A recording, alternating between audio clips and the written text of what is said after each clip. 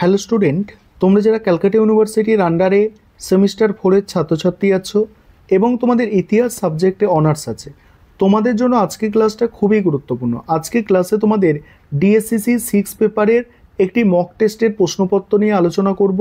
আর তোমরা যারা ইংলিশ ভার্সনের স্টুডেন্ট আছো তোমরাও আজকের ক্লাসটা দেখো, কারণ মক টেস্টের প্রশ্নপত্রটা তোমরা ইংলিশেও পেয়ে যাবে।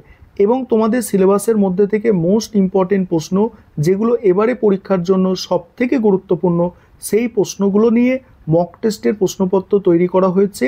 এবং তোমাদের পরীক্ষায় যেভাবে প্রশ্নপত্র হবে সেই কোয়েশ্চেন স্ট্রাকচার কিন্তু, অর্থাৎ প্রশ্নের যে স্ট্রাকচার সেই স্ট্রাকচারটা মেনটেন করে এই প্রশ্নপত্র তৈরি করা হয়েছে।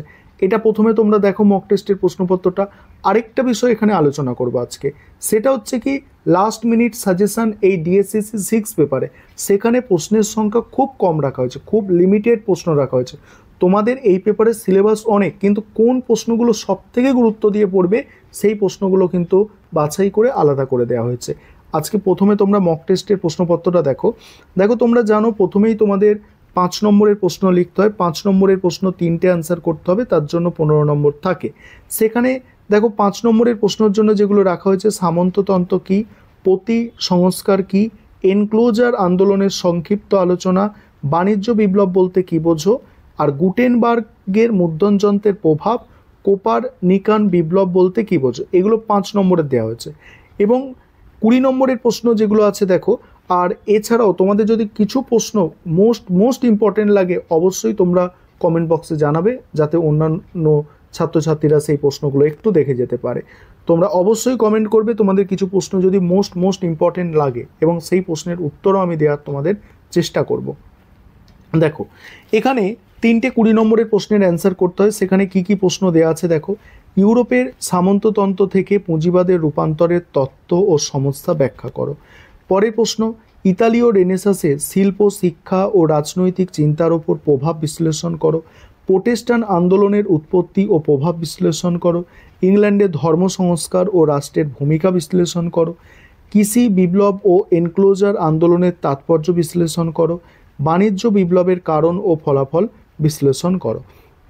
এবারে তোমরা যারা ইংলিশ ভার্সনের স্টুডেন্ট তোমরা দেখে নাও মক টেস্টের প্রশ্নপত্রটা, এরপরেই তোমাদের লাস্ট মিনিট সাজেশানটা তোমরা দেখো। এবারে তোমরা লাস্ট মিনিট সাজেশানটা দেখে নাও।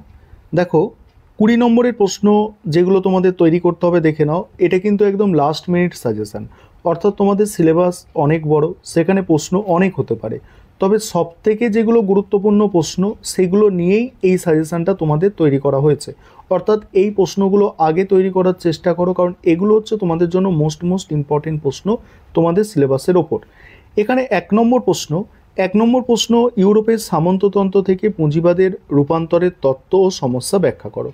সেকেন্ড প্রশ্ন, পর্তুগিজ ও স্পেনীয় অভিযানের তুলনামূলক আলোচনা। 3 নম্বর প্রশ্ন, ইতালির রেনেসাঁসের শিল্প, শিক্ষা ও রাজনৈতিক চিন্তার ওপর প্রভাব বিশ্লেষণ করো। 4 নম্বর হচ্ছে প্রোটেস্ট্যান্ট আন্দোলনের উৎপত্তি ও প্রভাব।